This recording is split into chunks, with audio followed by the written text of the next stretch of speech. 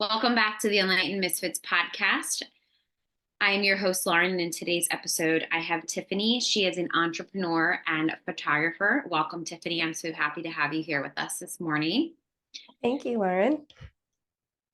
So tell us a little bit about like the Cliff Notes version of where you started, kind of a little bit about your story. So how you found, over all after all of the years of self-doubt, you found the confidence to pursue your dreams and you encourage others to do the same.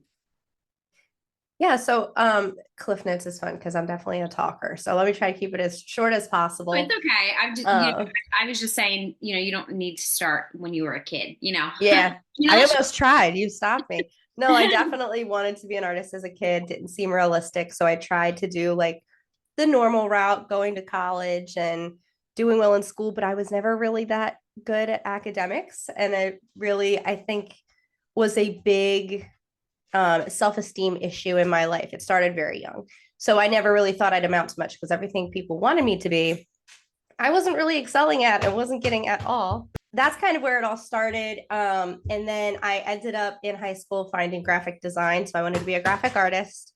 And that was kind of the route that I was going to go. It was like the closest to artist that I could be that was a real job, quote unquote.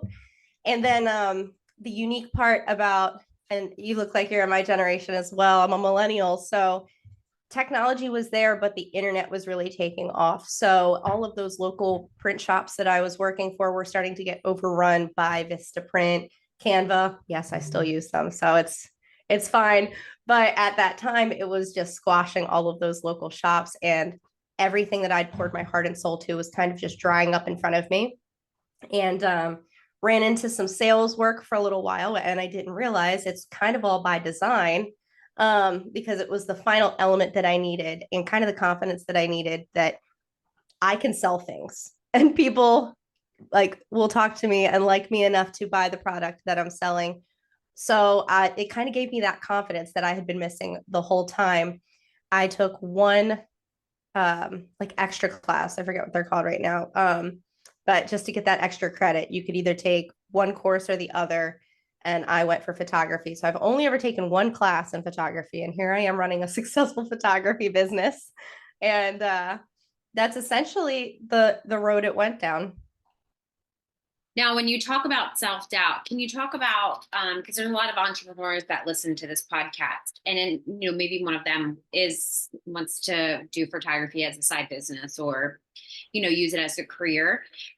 What would you say that you ran in through the years of self-doubt, and how did it affect your confidence with what you're doing right now? So yeah, of course. And we still like ebb and flow, right? Like, so there are still periods of time where I'm like, do I really got this? Like, is this really it? But that really washes away pretty quickly because I'm pretty certain I'm supposed to be here at this point. But of course, through school, wanting to going to, being the only person's like, I want to be an artist. And they're like, okay, enjoy not paying your bills. Even adults would say to me, no, no, no, honey, a real job. So those definitely were a thing. Then I hit a time where I was like soaring high. I went to a vo-tech school. So Delaware has some amazing vo-tech school. It was life altering for me because it was like I finally not only belonged somewhere, but I really excelled. The teacher would call me his ace, and I wound up getting a lot of awards. I was not the award kid at all. So that was definitely building my confidence. But then, like I said, ebb and flows. So I was like, great. I'm like a award-winning graphic artist. I get this on my resume. I was the first one with my co-op job, doing exactly what I want. A lot of people go to Del Castle where I went and get their Oh, you co-op job. did. I I went to did. South too. That's Ah, so cougars. funny. What did you take? I took cosmetology. See, okay, very good. But Yeah. yes, so like a lot of times you don't end up doing what you took, which isn't a bad thing. I'm not a graphic artist anymore. Well, it's still in the name Lime Tree Photo and Design in case I ever want to throw it back in. But Yeah. predominantly I'm doing photography. But we have this high of like, oh my gosh, I'm good at this. I got the co-op job way before anybody else did. I was a sophomore. You're not supposed to get them yet. And Yeah. then as the industry started kind of collapsing and I found myself working for a couple small businesses that really damaged my confidence as a woman. if you know what I mean. Yeah. So a lot of these male business owners, they're not all bad. There's great men in the world, but I happen to land in the hands of at least three different very narcissistic kind of business owners that really shattered my confidence again, because I was sure-footed. I knew what I was doing, and they just kept pulling the rug out from under me. And I kept somehow finding, it's like you attract them. You know what I'm saying? It's like I was a magnet I at was gonna this say, point. yeah, I definitely attracted them in relationships. So, I Yeah. definitely understand where that No, mine was just jobs, like thankfully. Like I can't imagine being in a narcissistic relationship. So I definitely, all credit to anybody who's dealing with that. But all my jobs were like that. And you spend 8 hours a day every day with this guy or this person. And they want you to believe, as you would know, they want you to believe that you're worthless, because yeah, then they have the control. yeah, So that really, really did. It was like I fell right back into the pattern of self-doubt. And then through finding photography almost accidentally and finding success even in it, which was even more accidental, it wasn't about me anymore. It was about, just how I'm supposed to go, and I'm supposed to follow the route laid out for me. And I kind of let go of control and just followed what came my way. yeah. I love that. So, what advice would you give, others or somebody that, might feel stuck or unsure about following their own passions? My advice is literally let go. Like, and that sounds crazy, but what you don't realize is that the parts of your story you can't necessarily plan or think that you have. Like, I know we're laid out this whole thing about go to school, get good grades, go to college, do a 4 year, all this stuff. And I don't want to say I'm anti-college. I am for myself. I'm anti that college is the only way, or that any route that you try to plan is not always, like, what worked for somebody else might not work for you. So my best advice was, when you let go and let opportunity kind of take over. I never planned on being, so I stopped being a graphic artist because there wasn't jobs anymore. And then I started working for Life Touch for a minute. That didn't work out because, fun fact, I'm really bad at spreadsheets, but I'm not now that I'm a business owner. So I guess it was all about motivation. So that didn't go well. And then I ended up, out of desperation, because there were no more print jobs, worked for a janitorial supply company, like selling people Windex and like toilet bowl cleaner, which was not in the cards. Huge kick to the confidence. Once I did that sales job, I was like, okay, that guy was extremely, that was a whole, I won't even go down that story because that was a whole mess. And I begged a car dealership to hire me, and with the marketing of I'm a salesperson, I can sell a car. That was kind of how I got that job. And I literally looked at him and I was like, please get me out of the job that I'm in. I need to get out of there. And he hired me, and I was like, what am I doing? Like, I'm an artist stuck in a sales world. Like, this is going to be it. But it was letting go and just taking the opportunities that came to me, that kind of showed me, once it all came to light, it was like, you needed the sales. You needed the sales, or you weren't going to run this business. Yeah. So. I was gonna say, good thing like going back to you having sales experience. I feel like a lot of entrepreneurs, they struggle with selling, and Yes. I always have to break it down to them, especially with my clients, that I'm like, look, marketing, messaging, whatever, it's all the same thing, because you're talking about what you do and how you can help people. If you just, and I know that the sales world is kind of like you tell everybody about what you have to sell, right? But it's more Not about, if you do it right. right. So, Yep. and then I'm like, so people are like, I can't get people to buy from me. I'm like, because you're not showing them the transformation they can get. They don't give a shit about all your effort. Yes. They don't give a shit about what like, they don't care. And I've learned this too. I mean, because I've been in network marketing and pretty much sales since I was like, I don't know, 16, 18 or something like that. So like, I Yeah. have a lot of experience with all of that stuff.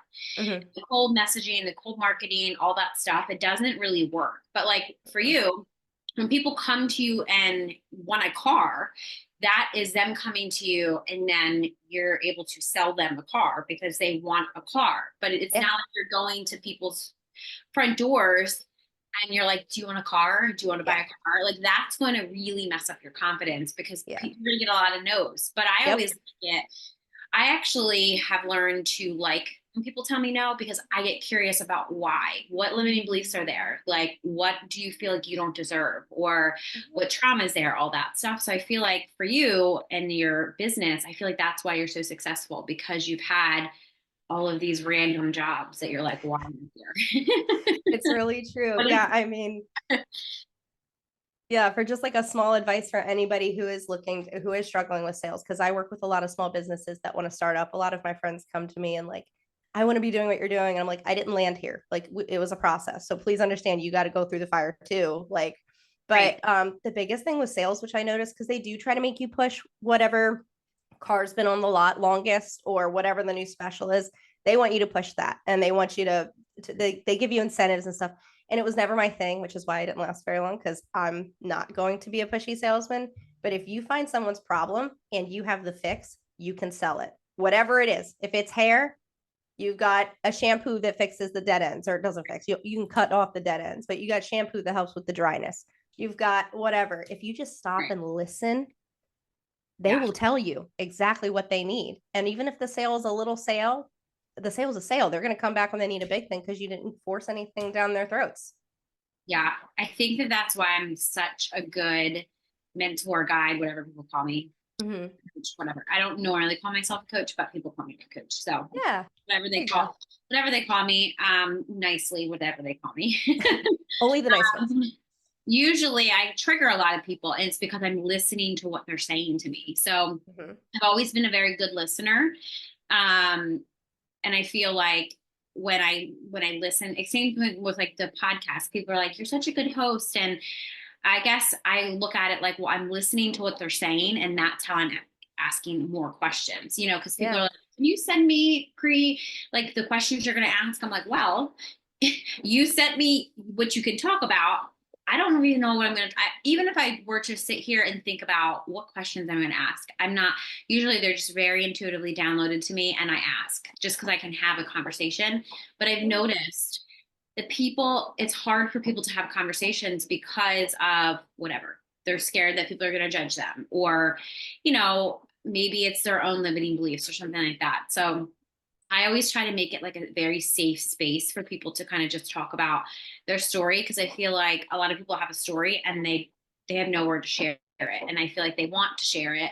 So that's one of the reasons why I feel like I was very the mission on the podcast, so people can share their story and like help one person. Or if somebody's listening to this, they're like, oh, I need a photographer and I really like her, that's my one. Like that's my okay, great. So and then you like, hopefully this will bring you some people that even if they want to just be your friend or talk about, hey, I want to start photography business, or I am in sales and I want to do this. Like, can you help me? That type of thing. So Yeah. Yeah. And I love people progressing. I love seeing people get, like, I want everybody to have what I have. I want everybody to get there. So it's definitely an open thing. I've been walking with my sister recently, who just started a small business, not photography, but it's like I don't pretend to be a pro, but I can tell you how I got to where I am right now. So I'm more than happy to help people.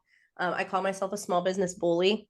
So anybody who I see a skill that I know that they could, capitalize on, I'm like, you should start a business. I can tell you how. Like, yeah, let's right. do No, it. Yeah. yeah, and you can literally I was going to say, you can literally turn that into an actual program that you do, that you can just sell like organically, or, hybrid or something. So I love that. Yeah. So, we're going to kind of shift into like spirituality. So how do you feel like, your faith or your spirituality has played a role in your entrepreneur journey and overcoming your challenges? I think it's played a huge role. I always tell people, Lime Tree is Tiff. Tiff is Lime Tree. Like we are one thing. I'm so it really intertwines my career and like my personal life and my relationships I've had. At the time when I was not having a good relationship, actually the relationship, it was like a slow fall. You know what I mean? It started off really good, and we were too kind of stubborn to realize that we just weren't meant to work together, like work out. Like we just weren't, the Yeah. puzzle pieces just didn't fit. You know what I mean? Yeah. Yeah. But it wasn't that easy going when it was all going on. I was very resentful and resistant, and even very, what's the word? I'm a mouth, if you know what I mean. So I was not a very pleasant person about the whole thing. And I think in that time of my life, I wasn't a successful photographer. And I was not a successful, I was losing all my graphic designs jobs, couldn't get them, not losing them, but they would either dry up or it just was reaching to a dead end because working for mom and pop shops have no real growth and didn't at the time because there was no growth in the industry. So not to blame them, but I'm sitting there experiencing all this loss and all this struggle, feeling like a failure again, and lashing out, really, to be honest. And as that was all going on, I lost my relationship, my long-term relationship of 8 years. He was done with it, done with my attitude, and rightfully so. I'm not bitter about it anymore, but at the time I was just relentlessly angry. Yeah. And it flattens your kneecaps, like when you've got nothing left and everything you've known. So I was with the guy since I was 16. So my entire adult life up until 23 was only with this person.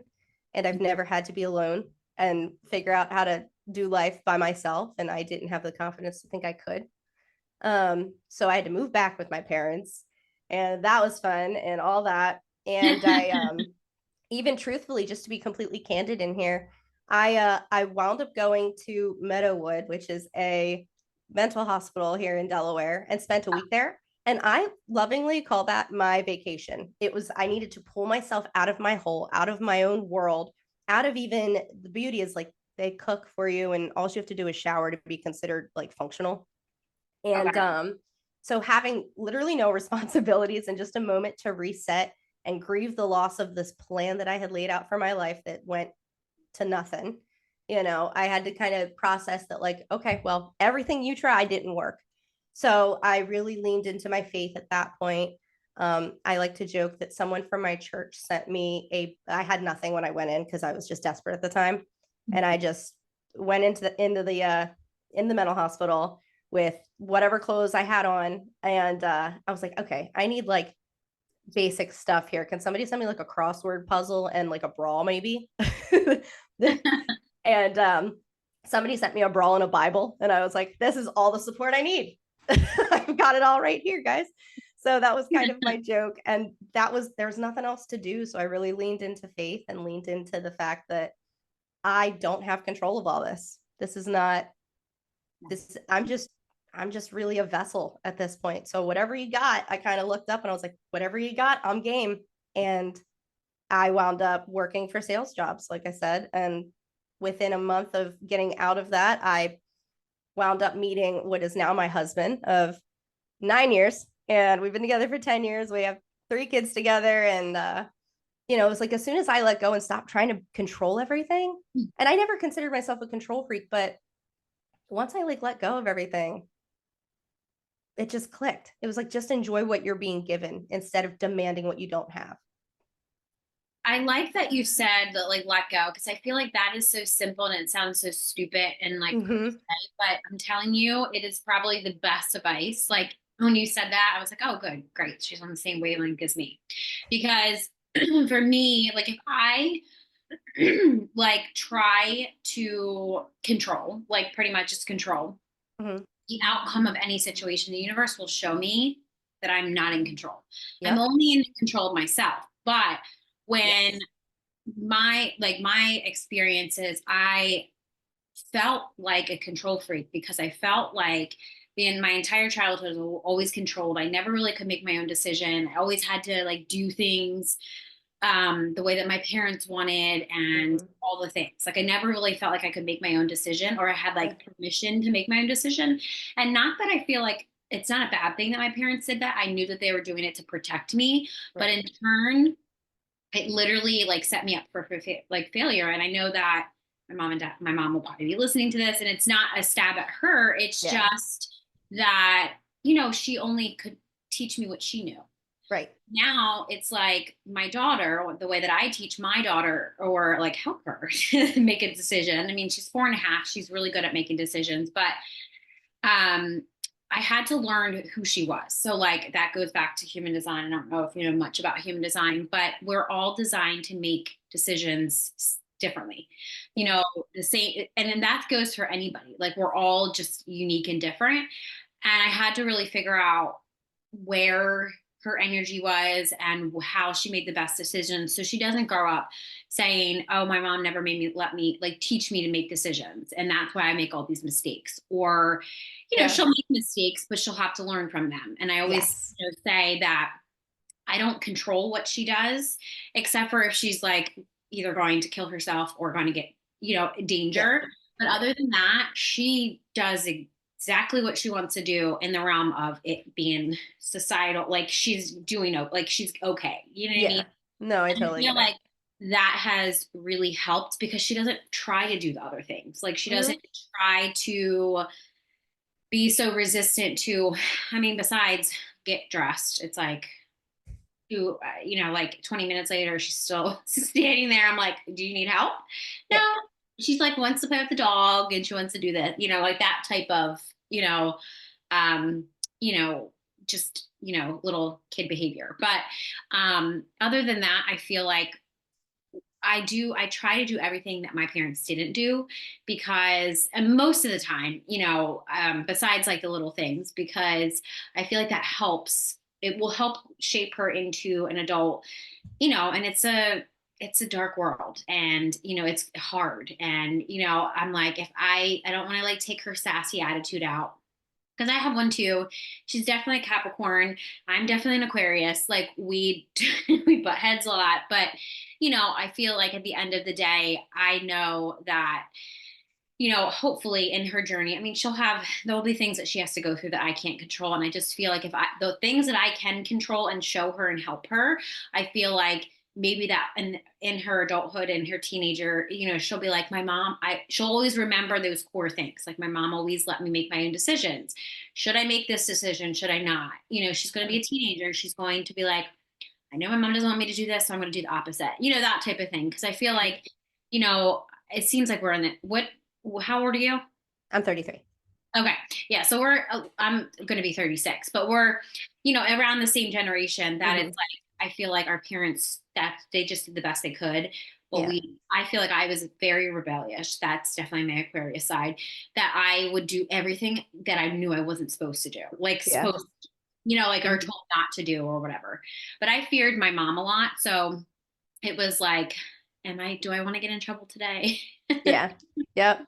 Or Yeah. not. So yeah, definitely can understand, all that where you're coming from. And I'm happy and I'm glad that you got yourself help because a lot of people, even to admit it to this day, a lot of Yeah. people, I mean, shit, when I was going through my dark time, I probably should have went and got Yeah. myself help. I mean, I did go to therapy and all that stuff. And it was more of like talk therapy. And I'm like, okay, I would go there every week and I would tell them my problems and I would say this and I would say that. And I'm like, but they're not doing anything. Like Yeah. nothing's changing. So It's then I kind of got, the longer road. Like that's the long route. You can do either one. yeah, yeah. So You're gonna and get then they're there. like, just take this take this pill. I'm like, I would like ever since I was young, like 6, 7, 8 years old, I was just made to take medicine. So I Yeah. had, diagnosed ADHD. Well, at the time it was ADD, but now it's, there's no difference. It's No. ADHD. I don't care Yeah. what you call yourself and, or say to yourself. And I'm like, no, people say, oh no, I have ADD. I'm like, no, no, like you have ADHD. But I now Yeah. know it was like, she's not hyperactive, but I am in my thoughts and I am, Yes. Yeah. it's not my actions, like, or my Me too. behavior. It's inside my mind, like Yep. in my brain. I too have ADHD and same thing. I had ADD and Yeah. yeah, you're So right. I I was, always said it was like a bunch of balls being like released in my brain and just all over the yeah, it place. was like constant, like, and I feel like now it's my superpower because Yeah. do I can do 10 times the amount of work that Yep. any like a normal person like meaning they don't have ADHD Right. it could do. They're like, Hmm. but most entrepreneurs, that's how you operate. Like That's I feel exactly like it. many, and I feel like those are the people that are here to change the Yeah. world. Like Oh, for sure. that's what I always say too, because I feel like if you're just like a normal person, you can't grasp like a higher power or whatever you believe in higher than yourself, then you're Yeah. just supposed to be here to like build the world and do that type of Yeah. very surface level stuff, which is fine. Everybody Yeah. needs, you know, other people. But yeah, getting back to when I had to take, so my mom basically, I was on Adderall. I think it was like Mhm. Ritalin and Adderall my whole life. And then I was like, I was very angry, very suppressive of my emotions just because of the medicine. It can do that. I'm pretty sure I got my bipolar disorder off of my Concerta. So same thing. Yeah, and then I have all these diagnoses, and then one of my therapists tried to diagnose me with bipolar, and I'm like, no, I'm not bipolar, but nobody's listening to me. Like I'm Eh, telling you how I feel and nobody's listening to me. So I was like, you know yeah. what, whatever. So I started doing my own research and that was when the internet started coming up. So I was getting into like spirituality, Hmm. healing, holistic stuff. I wanted energy. I wanted to understand why my body felt this way. And then I was like, oh my, then that's when I kind of got into human design and kind of dove deep into tarot cards and all that witchy stuff that people are like, oh, that's demonic. That's like, Eh, evil. And I'm like, no, actually my entire life, I came from a very toxic, Catholic family. same girl. Same. We have a lot in common. So when people say like God and Jesus and you're going to be this and you sinned, and I was like, I've actually channeled Jesus, and I'm telling you, this is not why he came here. He came here simply to show us that we humans, as him as a human at the time, Mhm. can heal themselves. That's it. We're not Mhm. supposed to worship him. Like what the like I was like just crazy. And so those type of people that like Jesus saved me, God saved me, which is good. As you, whoever saved you and helped you be a better person, I'm so proud of that. But the deeper level to that is he showed you how to save you. You saved yourself. And I think it makes me so angry and triggered. It used to be, now I just, it is what it is. People believe Yeah. what they believe. But Yeah. when people say, oh, Jesus saved me. No, like I get mad because I'm like, give yourself that credit. You saved yourself. He did not come down here and put a little like magical spell on your head and changed your life. You did that.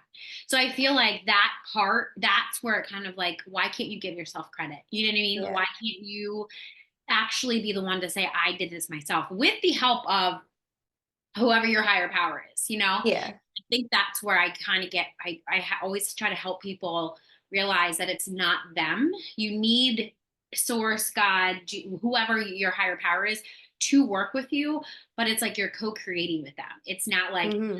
everything for you. So yeah.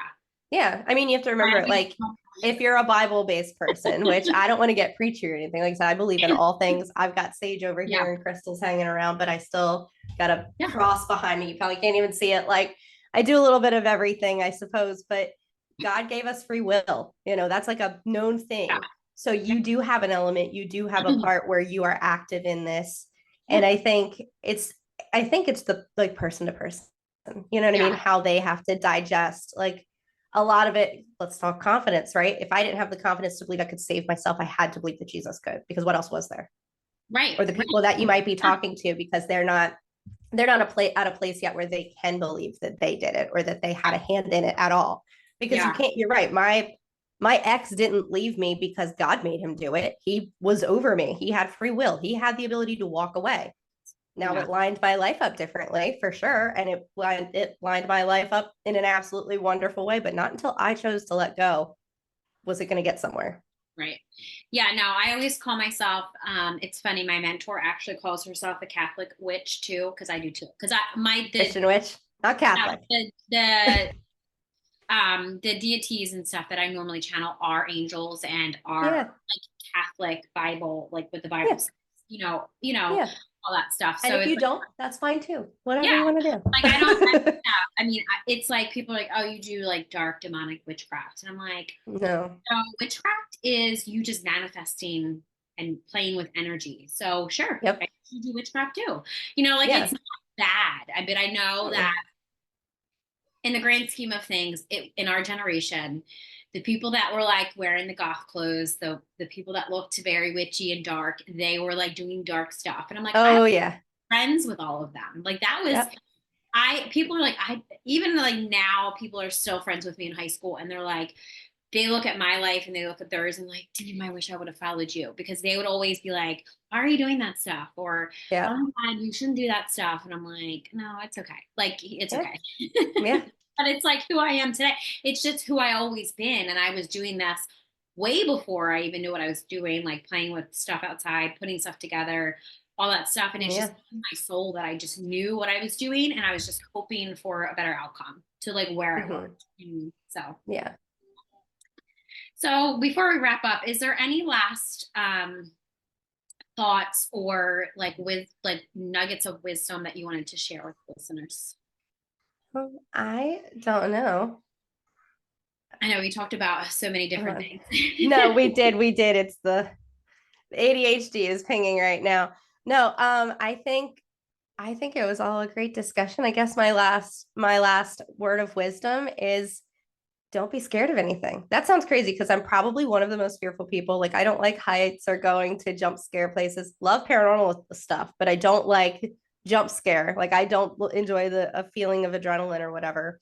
So I have a lot of fears of my own. But in terms of life, don't fear life. Don't be afraid to start the business because life goes on. Life is there's fail safes everywhere. I always like to have an exit plan, but at the same time, you have to make the jump. You have to make the jump, and if it doesn't work, you go back to work. Maybe you work for a restaurant for a second and get your bearings. The thing is, I had to restart my life, and I didn't have an option. And guess what? I didn't die. Like I'm all right. I didn't fail. I didn't. I just restarted. Same thing I'm going through right now. We just made the jump to homeschool our two youngest. And it was just that jump again, that being afraid. My husband was very much like, well, what if it kills the business or what if it does this and what if I'll never know. And all I know is something's pulling me to do this. So I'm just gonna do it. And that's really it. Just don't fear life. You I gotta love that. listen I love that. Don't to the fear. signs. I love that. That is the perfect note to end on. Yay. Thank you for joining us on today's episode with Tiffany on the Enlightened Misfits podcast. If you enjoyed today's episode, don't forget to subscribe. You can leave a review and share with somebody that you feel that will gain knowledge from listening. Stay tuned for more captivating conversations in the future. I hope you have an amazing rest of your week, and I will see you next time.